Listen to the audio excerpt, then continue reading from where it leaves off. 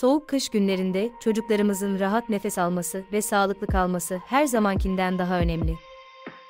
Özellikle burun tıkanıklığı, hem uyku düzenini hem de genel sağlıklarını olumsuz etkileyebilir.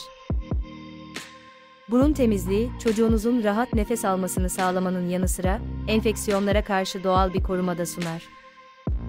Çoğu ebeveyn için bu işlem ilk başta korkutucu görünebilir, ancak doğru yöntemlerle hem etkili hem de güvenli bir alışkanlık haline gelebilir.